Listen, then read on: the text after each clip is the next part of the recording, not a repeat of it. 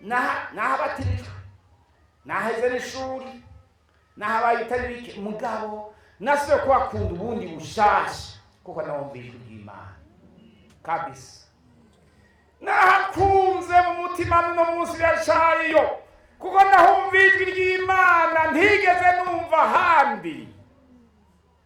numva ijwi rivuga ngo mwana wanjye ntutinye ndakongera uzosubira kunkorera yaya nanezero umunezero ntokubarira umenga noguruka nkaja mu kirere ntangara ngatembera kumva ko nsubiye kuba muzima Imana inyemereye kugera kunyemera kongera kuba mwisi nk'abandi intagiye nkava mvuye mu rupfu naranezere kabisa.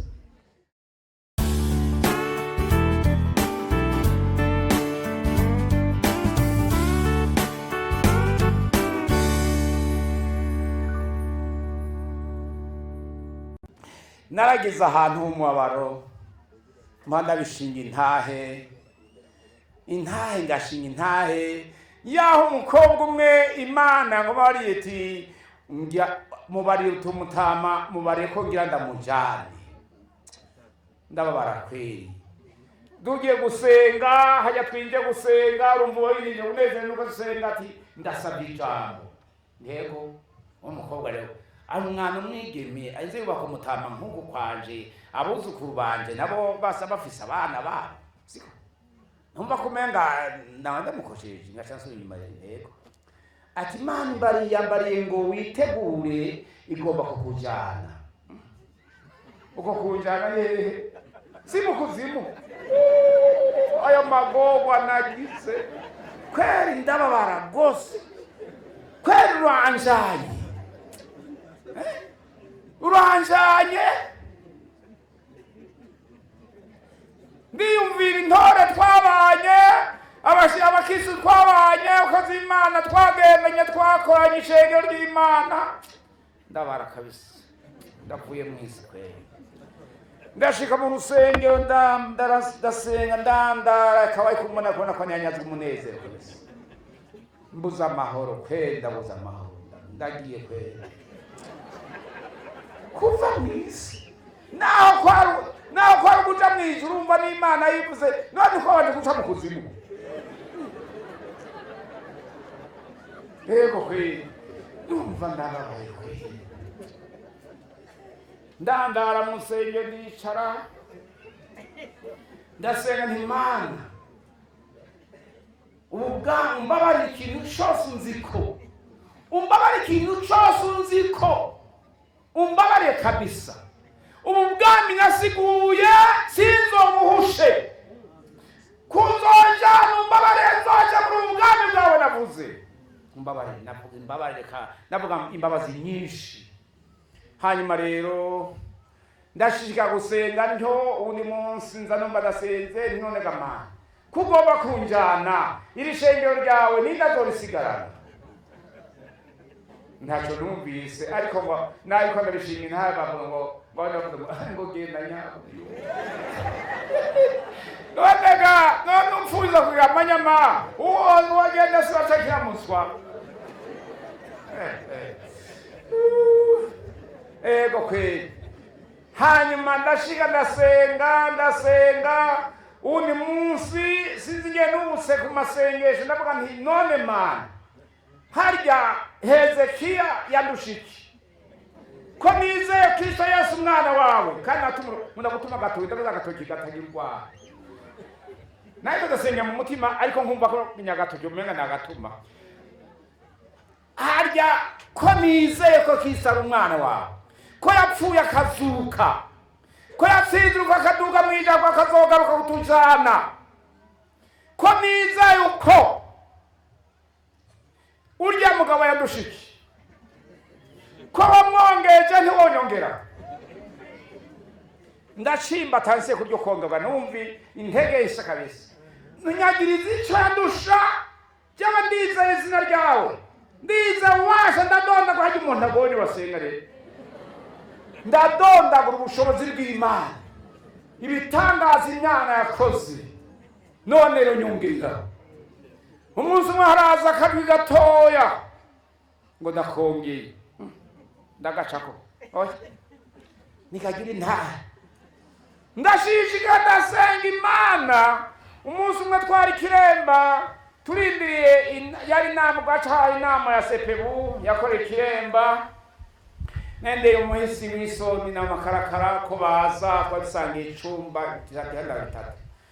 niho nasiyo gukunda Kiremba ubwo gushije Kiremba ntagenda umwana mutoye cyane ngashira mbona abakozi b'Imana bariho uwo Manasi bavuze pasiteri wa mbere wa kera nabonye abagabo basi nasiga nzigura muhira nabonye abagabo wasa naho kunuko ndi umwana mutoye niho baza bahaguruka mu ishenge. Hanyuma rero ndaja kwiga igice twatwara agatebe kiwacu kajya gatoya kajya kamakurabi habonye Kiremba nkabo ariko nahabatirije naheze n'ishuri nahabaye itariki mugabo nasiyo kwakunda ubundi bushasha kuko nawumvise Imana kabisa nahakunze mu mutima no munsi yacayo kuko nahumvise ry'Imana ntigeze numva handi numvise rivuga ngo mwana wanje ntutinye ndakongera uzosaba kunkorera yaya nanezero umunezero no kubarira umenga noguruka nkaja mu kirere ntangara gatembeye kumva ko nsubiye kuba muzima Imana inyemereye kugera kunyemera kongera kuba mwisi nk'abandi intagiye nkapfa mvuye mu rupfu naranezere kabisa. Uwo munezero rero nenezewe sinowugereranya niko nimbuye iminezero naronse nahawe mpemu yera kabisa kandi yayambabaje nayonse narakuvye naravuga amanzi nyuma y'abandi bana muzi inyuma kuziko Imana ngo mpemu yera kenshi ariko umunsi nahabwa mpemu yene naho nyene yatemberejwe mu ijuru ndabona umuntu abantu bimbati uriya muntu ubona uramuzi ekazi namuzi ni Yesu urya ni Yesu cyane ndagiye mu ijuru kabisa ariko mukanya shikoboko hejuru numva vuga genda mwana wanje nzoguha amazi isoko y'ubugingo n'Imana yemere kumpembuye naranezerewe kabisa umunsi nabwa mpemu yera naho mpemu majambo abiri nkagobwa ariko umunsi nahabwa kwanira muri mpemu nijwi ry'Imana ryanje ko nabishize ntari nabyo nyene kenshi nama nabivuze ingene nanezewe n'ingene Imana nishuriye ibyaha byanje intege nke zanje ibyo naba nararavagije mvuga hari umuntu w'Imana ntagoroka neza utiriye mu maraso ya Yesu. Hari urimbo rwa 86 kuri 5 ruhamba nadakunda cyangwa naraciye mu cogere kinyozi byaha ubwo murungu nawukunda nibuse ko naciye mu cogero cy'amaraso ya Yesu njya numva aho ndahawe umunezero. Iyo umuntu anezerewe atihanye nimfa gusa n'ugushimiriza nta kivu ariko waraciye amaraso Yesu uranezerwa njya ndanezerwa rero nabonye uruzi ruzana ivumba kabiri nibwo bwa mbere nabonye uruzi ruza mu bantu b'Imana mu ishengero mwe mwarabonye ibyo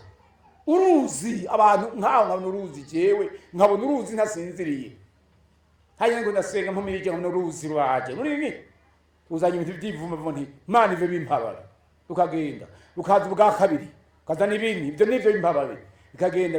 ubwa gatatu ruza rutonganotse bukega none mpemu yera numva umukozi w'Imana ariko arampamagara ampamagaye ari muri mpemu yera nanyuzura mpemu yera ndanezerwa cyane ariko nasiyo kugira umunezero nasiyo kunezerwa numvise ko Imana inyongeye iminsi kubaho nasiyo kunezerwa ndi mu Ruyigi mu njyane mu mwaka uheze aha muri Bibiliya ni banarobana yavyanditsemwo usanga atari Bibiliya ya mbere mu myaka n'amezero n'iki Imana cyo kumbara ico icarico naciye ndavyandika none yo munezero w'Imana haraho uzungurukaza mu muntu w'Imana umuntu akanezerwa no kuba naho nanezewe nuko nyonyonge mbega nzopfa buryo muciye muzoma namwe nzopfa kwe ruseruze rujyana umuntu w'Imana rutwaye benshi ariko igikuru nuko tuzocamo tugenda iwacu siko